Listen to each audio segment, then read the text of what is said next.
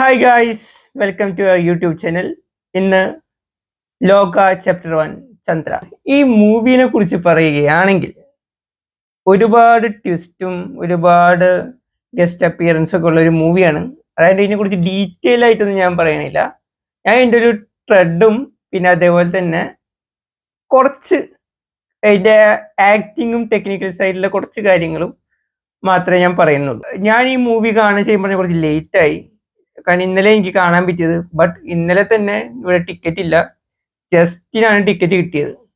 പിന്നെ ഈ മൂവിയെ കുറിച്ച് പറയാന്ന് വെച്ചിട്ടുണ്ടെങ്കിൽ ഇത് ശരിക്കും പറഞ്ഞ ഒരു സൂപ്പർ ഹീറോ മൂവി പാറ്റേൺ അല്ല ആക്ച്വലി.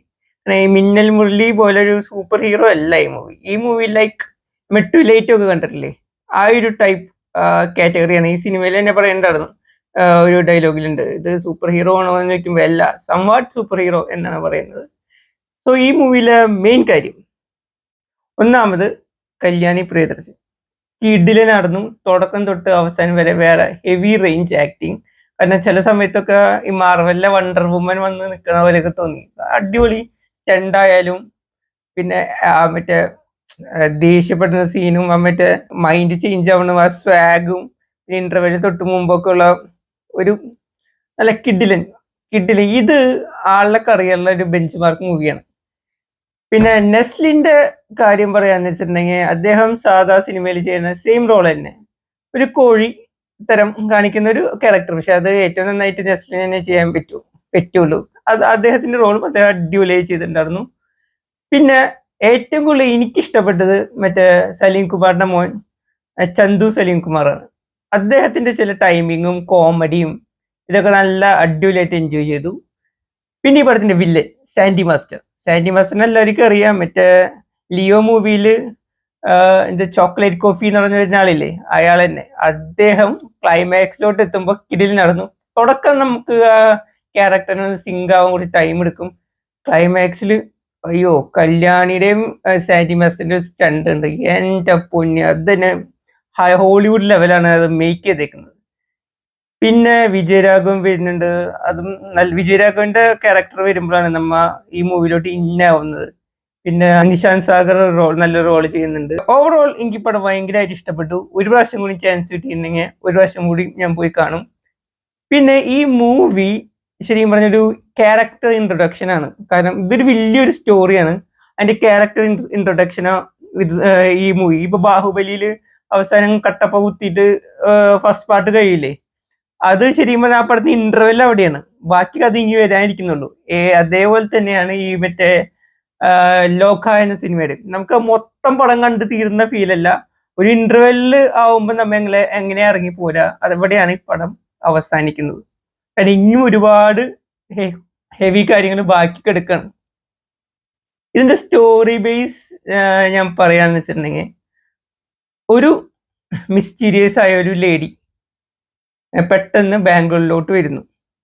എന്നിട്ട് അവിടെ ബാംഗ്ലൂരിലാന്ന് വെച്ചിട്ടുണ്ടെങ്കിൽ ഏറ്റവും മോശം ഏരിയയിലാണ് വരുന്നത്. ഈ മറ്റേ ഓർഗൻ ട്രാഫിക്കിങ്, ഡ്രഗ്സ്, അങ്ങനെയൊക്കെ ഭയങ്കര ഒരു ലോക്കൽ ഗാങ്സും ഗുണ്ടായിസും പിന്നെ ഈ ലവ് പ്രപ്പോസലൊക്കെ റിജക്ട് ചെയ്ത് ആസിഡ് എറിയുന്ന ആ ടൈപ്പുള്ള ആൾക്കാരുടെ ഇടയിലാണ് ഈ മിസ്റ്റീരിയസ് ഗേൾ വരുന്നതും. ഈ ഗേളിന്റെ തൊട്ട് ഓപ്പോസിറ്റ് താമസിക്കുന്ന ഒരു അയൽവാസി ആയിട്ടാണ് നെസ്ലിനും വരുന്നത്. പിന്നെ നെസ്ലിന് ആദ്യം തന്നെ നമുക്ക് കാണുമ്പോൾ ക്രഷ് തോന്നും. പിന്നെ ആ പെൺകുട്ടിയുടെ ക്യാരക്ടറിൽ എന്തോ ഒരു മിസ്റ്റീരിയസ് എന്തോ ഇത് തോന്നും. ആളെ ക്യാരക്ടറിന് കൂടുതൽ അറിയാനും ഫോളോ ചെയ്തറിയാനും എന്താ സംഭവം അറിയാനായിട്ട് നോക്കുമ്പോൾ പിന്നെ കാണുന്ന ഒരു കളിയാണ് ഈ മൂവി മൊത്തം.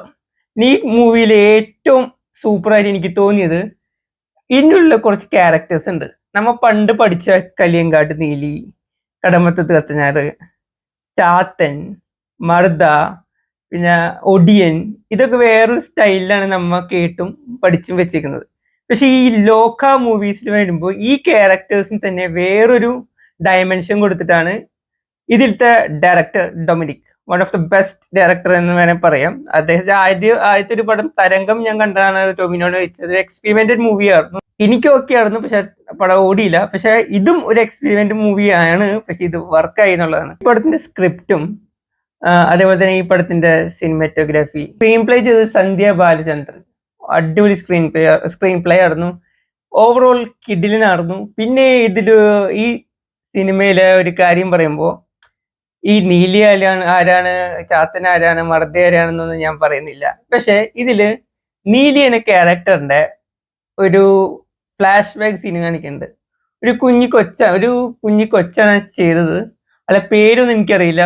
One of the best character, bench mark. ആ ഒരു ഫ്ലാഷ് ബാക്ക് സീനില് എന്റെ മുന്നേ ആൾക്കാരൊക്കെ നിന്ന് കൈയടിക്കായിരുന്നു. അത്രയ്ക്ക് ഹെവി മാസ് സീനാണ് ഇന്റർവെല്ലിന് തൊട്ട് മുമ്പ്.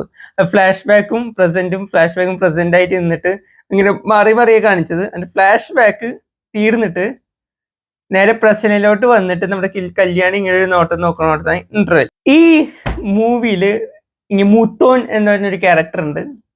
അതും ആരാ ചെയ്യണമെന്നൊന്നും ഞാൻ പറയുന്നില്ല. ഫുൾ സസ്പെൻസ് ഒന്നും ബ്രേക്ക് ചെയ്യണ്ട. പിന്നെ ഈ മൂവി കഴിഞ്ഞിട്ടുണ്ടെങ്കിൽ ആരും എനിക്ക് പോകരുത്. 2 എൻഡ് ക്രെഡിറ്റ് സീൻസ് ഉണ്ട്. ഒരു സീൻ പടം കഴിഞ്ഞ് മെയിൻ ക്യാരക്ടേഴ്സിന്റെ പേര് എഴുതിയിട്ട് എല്ലാ ക്യാരക്ടേഴ്സിന്റെ പേര് എഴുതും. പിന്നെ കൂടെ ഒരാളും കൂടിയും എന്നുള്ള രീതിയിൽ ഒരാളുടെ പേര് എഴുതി കാണിക്കണേക്കാളും മുമ്പ് കാണിക്കും. അത് കഴിഞ്ഞിട്ട് അയാളുടെ ഇൻട്രോ, ആ ഇൻട്രോ ജസ്റ്റ് ഒരു 5 or 6 minutes കഴിഞ്ഞിട്ട് പിന്നെ പടം മൊത്തം എഴുതി കാണിച്ചിട്ട് അവസാനം വേറൊരു പോസ്റ്റ് ക്രെഡിറ്റ് സീൻ ഉണ്ട്. ആ പോസ്റ്റ് ക്രെഡിറ്റ് സീനാണ് ലോക ചാപ്റ്റർ 2 ചാത്തൻ. അപ്പോ ഇനി കൂടുതലൊന്നും പറയാനില്ല. എല്ലാവരും തിയേറ്ററിൽ പോയി എക്സ്പീരിയൻസ് ചെയ്യാം. ഈ മൂവി ശരിക്കും പറഞ്ഞാൽ every one's cup of tea അല്ല കേട്ടോ. കാരണം ചില റിയലിസ്റ്റിക് മൂവി ഇഷ്ടപ്പെടുന്ന ആൾക്കാർക്കൊക്കെ ഹൃദയപൂർവ്വമാണ് ബെസ്റ്റ് ഓപ്ഷൻ. എന്നാൽ ഇംഗ്ലീഷ് മൂവീസൊക്കെ കണ്ട് മലയാളത്തിലും ഒരു ഇംഗ്ലീഷ് ലെവൽ, അത് ഹോളിവുഡ് ലെവൽ മൂവി വേണം എന്ന് ആഗ്രഹിക്കുന്ന ആൾക്കാർക്ക് 100% റെക്കമെൻഡഡ് ഫോർ ലോക.